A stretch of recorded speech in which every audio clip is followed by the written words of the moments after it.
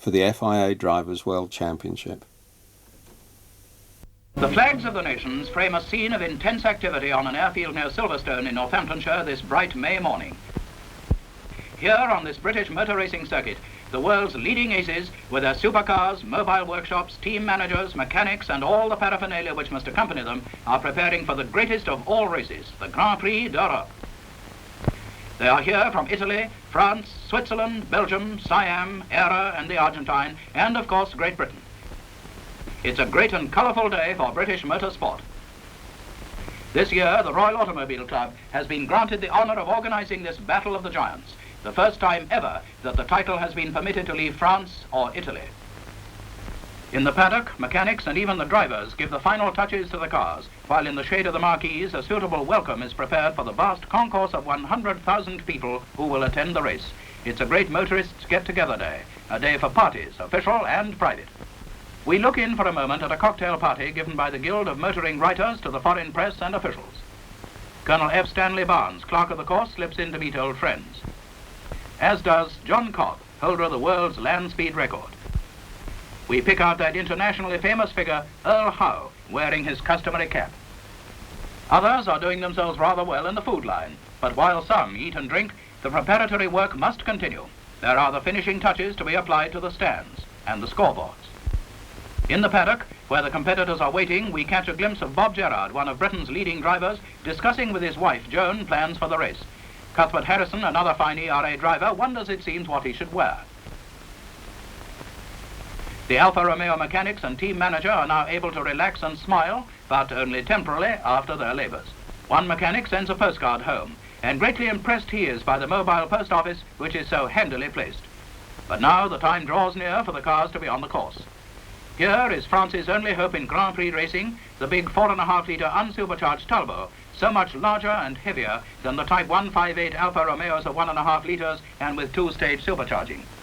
On the evidence of past form, the 8-cylinder Alphas are the fastest cars of post-war racing.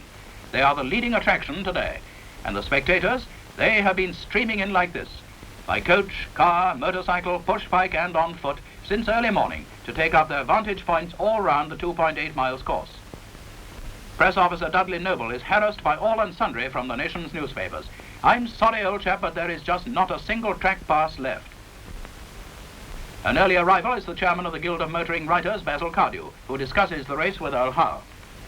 For the enormous crowd today, there is a curtain raiser to the race. Brought here for its first public appearance and a demonstration run is the BRM, a car built by a group of enthusiastic firms and individuals who are determined to establish Britain on the Grand Prix racing map. Raymond Mays takes it round the course for all to see. Excitement builds up as the cars leave the paddock for the pits. There goes number 11, Harrison's pre-war ERA, impeccably prepared as usual.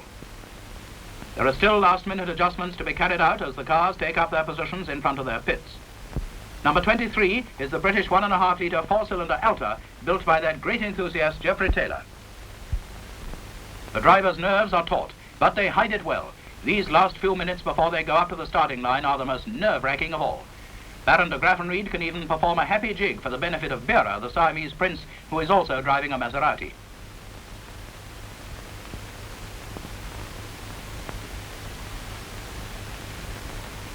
Then the crowd's attention is suddenly diverted from the activity in the pit area. Their Majesties the King and Queen, accompanied by Princess Margaret and Lord and Lady Mountbatten, have arrived on the course. It is the first time the reigning sovereign has attended a motor race in Great Britain. The drivers are presented to the royal party. The Queen chats with Baron de Graffenried. Princess Margaret asks Bera what his chances are against the all-powerful Italian team.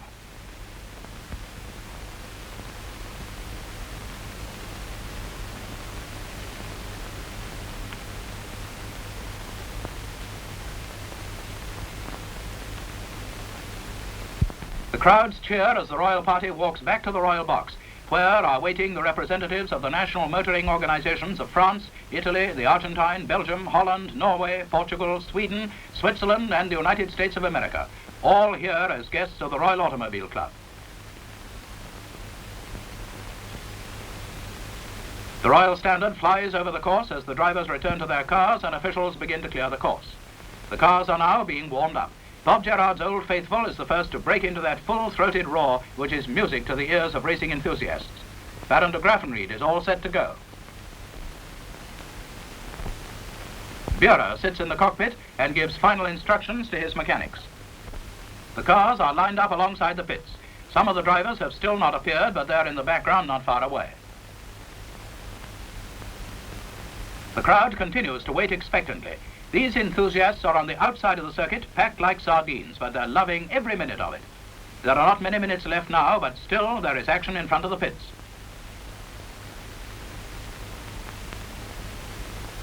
The soft warming up sparking plugs have to be changed for the special racing type. Hurry up, boys. Yes, here comes Colonel Barnes, the clerk of the course, to warn the drivers that they are required on the starting grid. They have one warming up lap before reaching there. Colonel Barnes motors on to close the circuit. Here they are, the 21 starters in the 1950 Grand Prix d'Europe, lined up for the start with the 4 Alfa Romeos, the fastest in practice, in the front row. An official warns them of the passing minutes. There it is, 1 minute to go. The cars are started up, the drivers wait tensely for the dropping of the flag, and they're off. It's a good start with the Alfas in the lead and the pack tearing behind. Mechanics and others scramble back to the pits where lap charts and stopwatches are now in operation. Farina gets in front with the first lap in 1 minute 50.6 seconds, a speed of 94.02 miles per hour. He is followed closely by his teammates Fangio and Fagioli, then Reginald Parnell, the Britisher. Then comes Buehrer in the Maserati and Martin in the Talbot. The pace set by the Alfas is a terrific one. There are early retirements, Leslie Johnson's ERA, Martin's Talbot, Tony Rolt's ERA, and less than 5 of the 70 laps completed.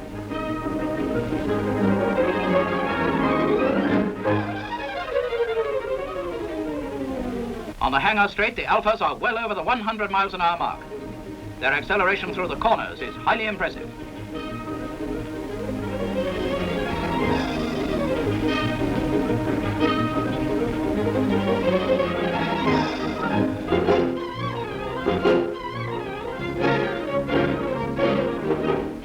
The Royal Party is personally conducted around the inside of the circuit by Mr. Wilfred Andrews and officials of the Royal Automobile Club. The party is able to watch the racing from special stands erected at different points.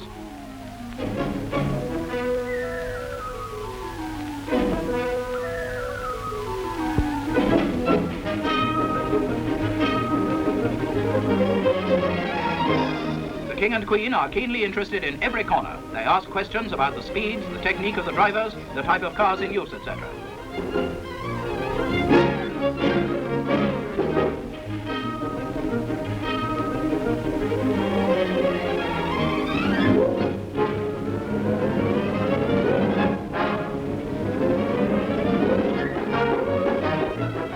Alfas continue to dominate the race, but now the wily Fagioli has taken the lead from Farina, but by less than half a second. Fangio is third, Parnell fourth, Buehrer fifth, and de Graffenried sixth. The Italian racing colours, that vivid red, are thus in the first 6 places. Behind come the Talbots, driven by Camontou and Rosier, and the ERAs of Gerard and Harrison, the 2 latter having their own private duel.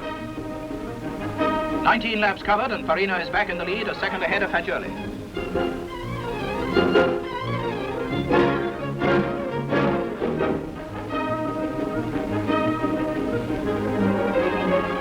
More cars are in trouble. Louis Chiron and Buehrer in Maseratis have retired, but the Alfas are still lapping steadily at round about 91 miles per hour. David Murray brings his Maserati into the pits and complains about overheating and lack of horses. You're quite right, David, it is hot.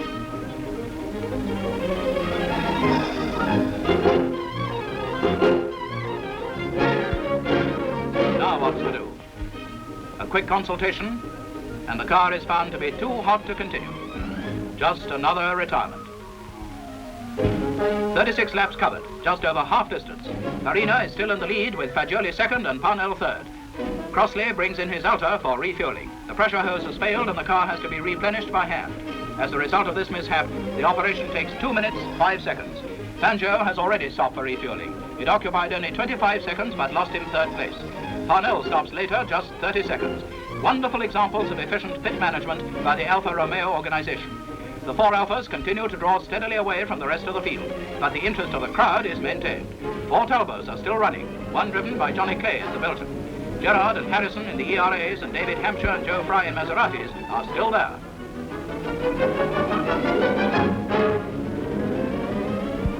There comes unfortunate news of de Graffenried, who has been chasing the French Talbots.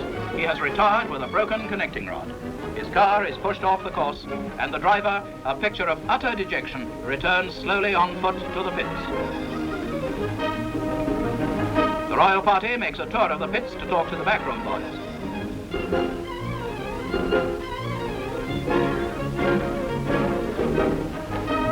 An Alpha victory now seems a certainty, but soon excitement is added to the race by an unexpected development. A terrific duel has arisen between Farina and Fangio, now in second place. Signals go out to the Alpha driver.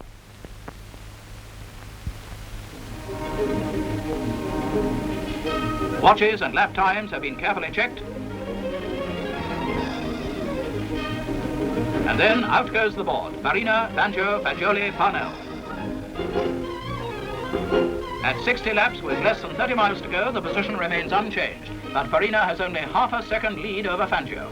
Then, with only a few miles to go, you can hear the groan from the crowd as the loudspeakers announce Fangio has retired with a broken oil pipe. And so Farina comes in to receive the checkered flag, the winner at an average speed of 90.95 miles an hour. It's been a great Italian victory with Fagioli second and Parnell third. The French Talbots driven by Caventou and Rossier are fourth and fifth, the ERAs of Gerard and Harrison sixth and seventh. The crowd invades the circuit to pay tribute to the drivers. This memorable scene is recorded for the newsreels by Guild member Paul Wyand. And as the band of the Grenadier Guards plays the Italian national anthem, the drivers are lined up in front of the royal box to receive their awards. It is indeed a great day for Giuseppe Farina, Doctor of Engineering and racing driver, later in the year to be proclaimed the 1950 world champion. Garlanded, proud and happy, he thanks the crowd for its wonderful welcome. I have one great desire, he says, to come to Silverstone again and again.